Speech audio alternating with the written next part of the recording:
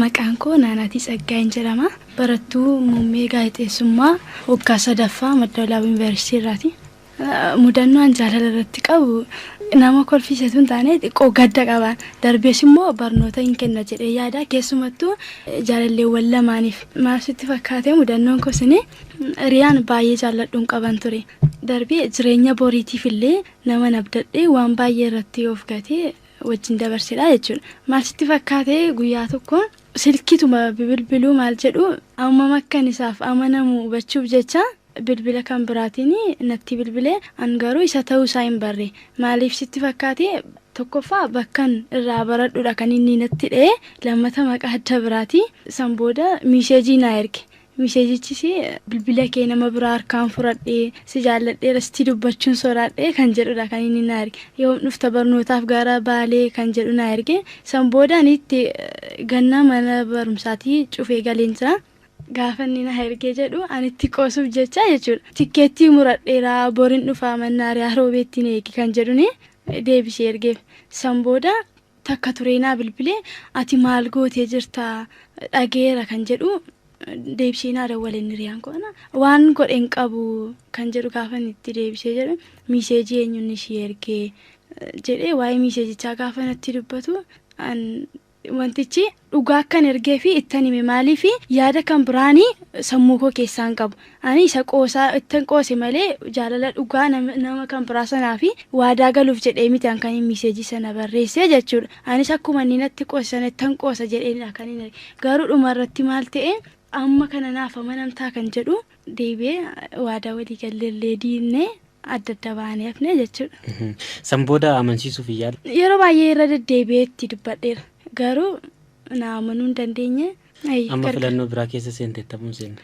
Filannoo biraa keessa seeneera maaliif erga hiriyaa sanarraa adda beeti nama tokkoo fi yoomiyyuu taanaan kuma nyaataaf dhugaatiin barbaachisu jaalalli nama tokkoof hin barbaachisa. Kanaaf.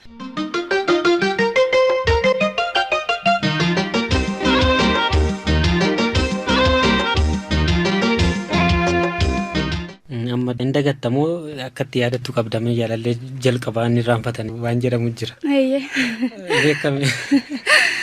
Akkatti dagadhullee hin qabu maaliif siinaa iddoo wajjin dabarseera wanta hin dagatamne tokko jedhee naman jaalala irratti jedhee akkuma qubeen jalqabu naman jaalala irratti bareedha. Sababa kanaaf isa dagachuu hin danda'u.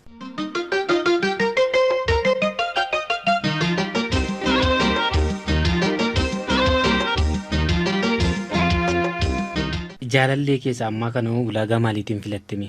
Jaalala irratti wanti nu badhe kan jaalladhu namummaa isaatiin nan jaalladha. Yeroon siin jedhu maaliif fakkeenyaa fi namooti tokko jechuudha.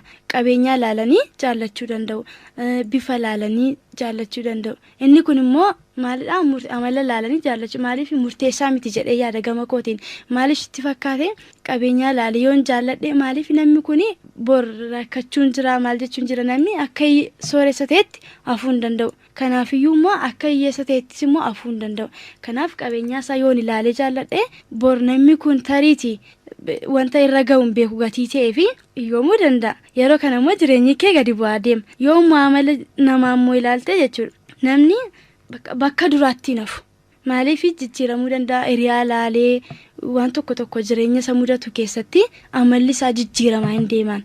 Kanaaf bifa yoo ta'e immoo bifi nufasii hin darbasi maaliif dargaggummaa duukaa deema waan ta'eef xiqqooshee bifa irratti illee rakkinni jira. Keessattuu yeroo baay'ee qabeenyarraa nafanii isiniin jedhu.